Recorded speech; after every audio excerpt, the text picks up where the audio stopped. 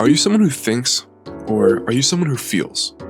Whichever you answered, it's actually wrong. You're always using both functions. You may be more aware of one, but the other is still always functioning.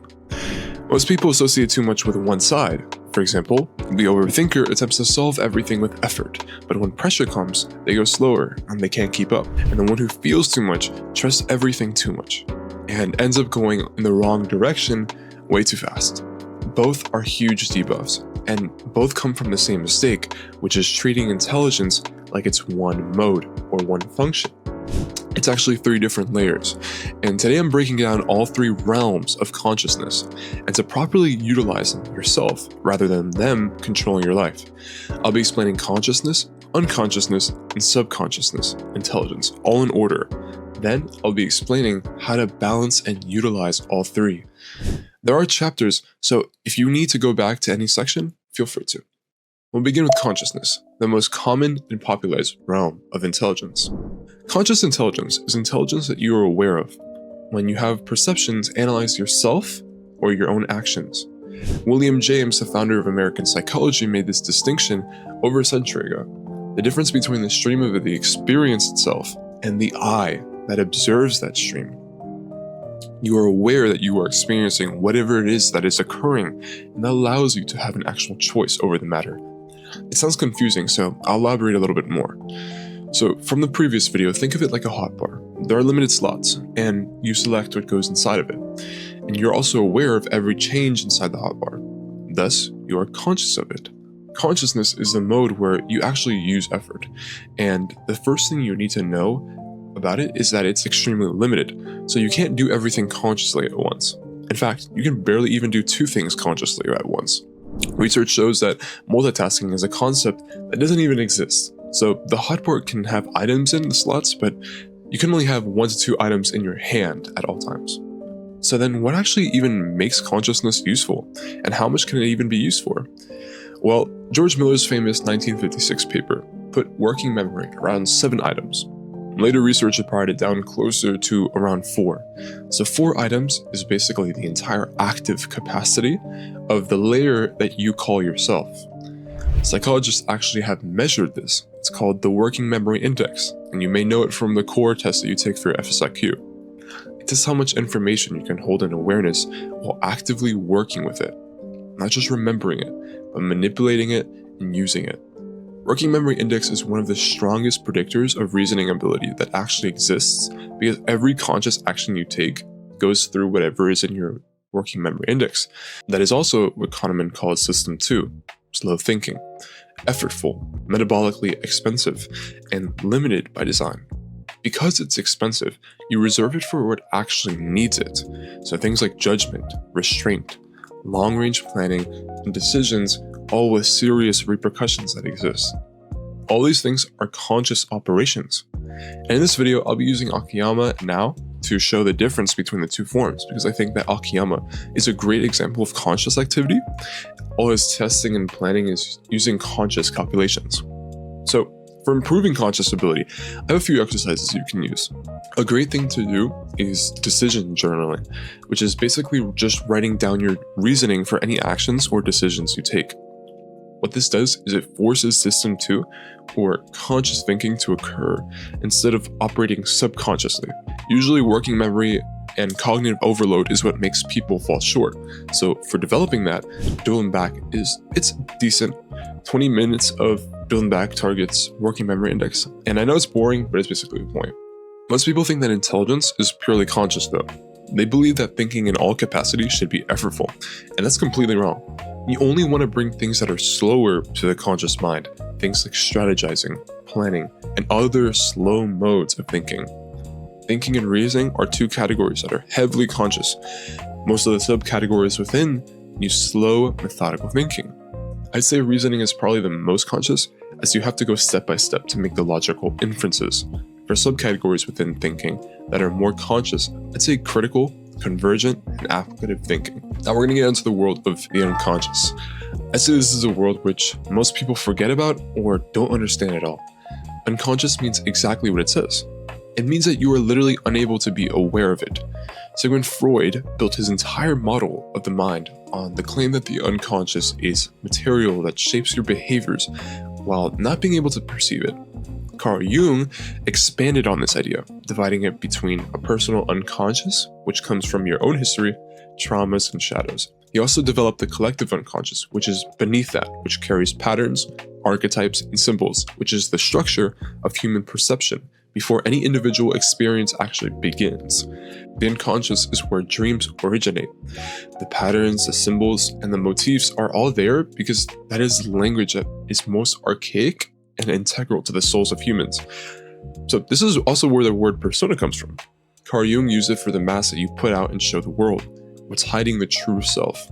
If you played Persona, you've literally seen tons of concepts from Carl Jung's teachings on the unconscious. So you may be asking, what does this actually have to do with intelligence? Well, a lot of things that you see smart characters do usually skip over the unconscious aspect, and those things are never even clarified on. But unconscious activity is where feelings, intuition, and many more modes that you are unaware of exist. The entire franchise of Persona represent Jung's individuation process in different methods, but relating it to core, understanding the concepts fully boosts adversity capacity, emotional intelligence, just to name a few. So, for example, associative thinking from the last video. Associative thinking is fast and intuitive. You feel it. Very little logic or thinking is actually involved. What happens is you're being brought ideas and feelings, and it's up to you whether you want to expound on them more with more conscious, slow thinking. So back to our framing of the inventory. Think of this like a chest. It's completely disconnected from yourself. Even if you open your own inventory, it wouldn't be there. You have to go out and seek it. I'll explain more on that later. So for working on the unconscious, there's actually nothing you can do to quote-unquote train the unconscious. You can only build conditions for your material to be brought forth and keep the unconscious clean instead of distorted.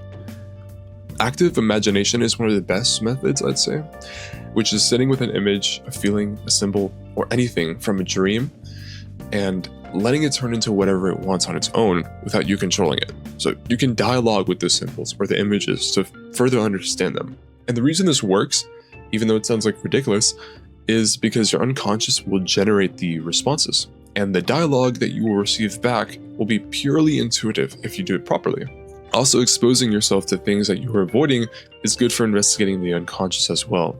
If you want to avoid a feeling, a conversation, or even a memory, then it's probably exactly where you need to go. Asking yourself why to everything is also a good way to backtrack into forgotten experiences and reasoning that is currently causing you to think a certain way that can be considered distorted. The reason now works so well for unconscious modes is because all her actions are unconsciously dominant. Many people mistake her for being unintelligent. She's very intelligent in terms of intuition and feeling. So to put that into a category, she'd be very adept in emotional intelligence subcategories. The issue is that the feelings in the material don't really resonate and arrive anywhere that she can actually utilize it, because I think her thinking processes are very weak when it comes to the conscious categories. Thus, the intuition is completely misfired. Like we said earlier, you're going to be using it for the wrong directions. Now, I'll get into what actually connects consciousness and unconsciousness, and then we'll talk about how to improve all three together. Now, I did explain that there are two modes, but you may have come to the conclusion that isn't so black and white. And you'd be entirely correct. The subconscious is what performs a majority of the work of your intelligence, but it is 100% the most overlooked. If consciousness is your hotbar and unconsciousness is your chest, then subconscious is your inventory. It's larger than the hotbar, but it's not actively in your hand. The subconscious is the layer between the two modes, and it's not completely unavailable, but it's not right in front of you either. Paul Fitz and Michael Posner described skill acquisition in 3 stages, and I'd say it's a good example of what I'm trying to describe here. First, a cognitive stage, where every action is deliberate and effortful. Then, an associative stage, where pieces begin to link together. And then an autonomous stage, where you can do things without even needing to think of them. So it's conscious, subconscious, and then unconscious. Think of things like when you're typing on a keyboard, walking, or brushing your teeth. You aren't usually aware of these things. They are operating in the background. You aren't thinking about moving each leg forward every time you take a step, or where your finger will land on a keyboard while you're writing an essay. But you can still observe if you choose to. these are all subconscious actions. So for subconscious training, it's basically just repetition. Overlearn one skill past the point of competence, and most people stop practicing skills once they learn the material and it begins to work. But if you really want to excel at it, keep doing it until you can do it while thinking about something else entirely. Visualization is also good, so mentally go over the action completely before you do it physically. This basically primes the subconscious pathway in a way, and basically trains your body to act on a certain way before it even does anything. Make sure to stay consistent to all these applications, because none really work if you just do it for a short period of time. So now we're going to talk about convergence and application, and basically forming all the modes together. What a lot of people like to do once they learn this information is act like all three layers or modes of consciousness exist in a vacuum by themselves, which is completely incorrect. All of them work together, and it's the most intelligent individuals that have mastered the way that they utilize all three modes. I'll be giving you guys exercises and methods to integrate all three into your daily lives and improve synchronicity between them. The first step, I'd say, is understanding all three modes and realms at a deeper level. What I gave you guys today was only a brief overview, but there's still a lot to learn on every mode of consciousness. Understanding how each works is imperative to actually being able to utilize them. So once you have a decent understanding, I'd say try to figure out where you're currently lacking. Do you think too much and not feel, or the opposite? There are many practices you can do to balance each other out. If you don't have enough feeling element per se, a good method is watching movies or reading books and feeling the emotions that come along with them and understanding them completely. Understanding the emotions will give you a better grasp of each feeling in particular, and you'll be able to channel the emotions rather than allowing them to dictate your states. Kahneman and the decision researcher, Gary Klein, after arguing for years actually, published a paper together identifying when intuition can be trusted.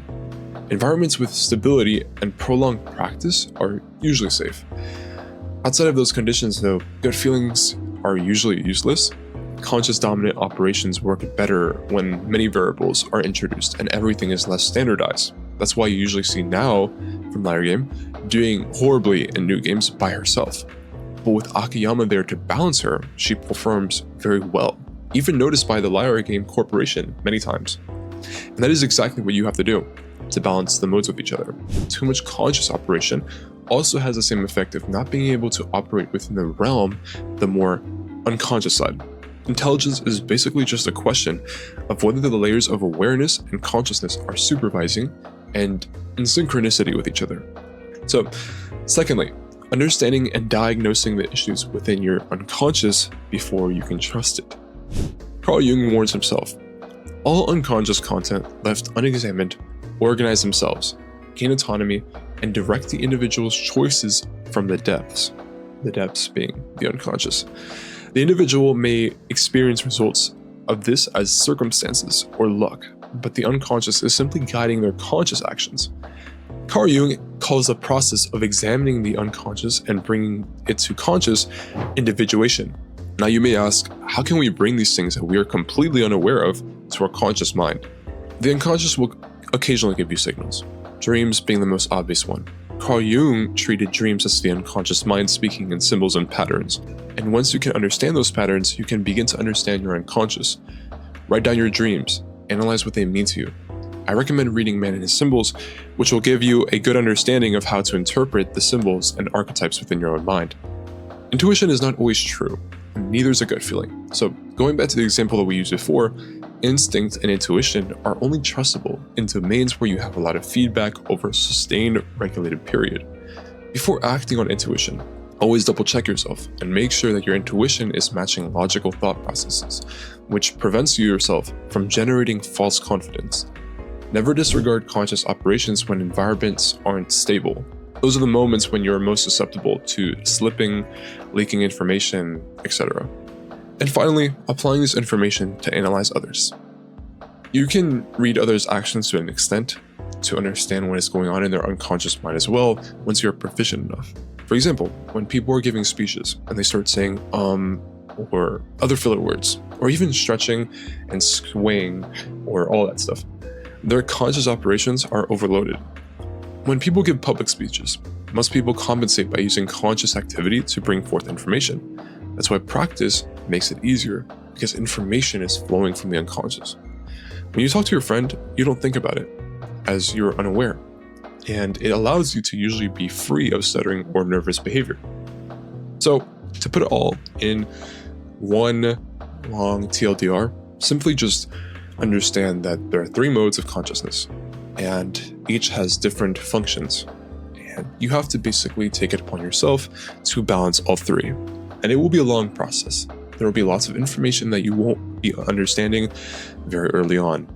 So I recommend that you do more studies. I have more resources in the comments and in the server if you're ever interested. And I'll probably be making a longer video in the second channel about every single aspect. But that's going to be a long thing as well, so it'll probably be in a while. So that's pretty much it for the basics. If you liked the video or have any questions, let me know in the comments. See you guys next time, and the server for Power Q is in the description. See ya.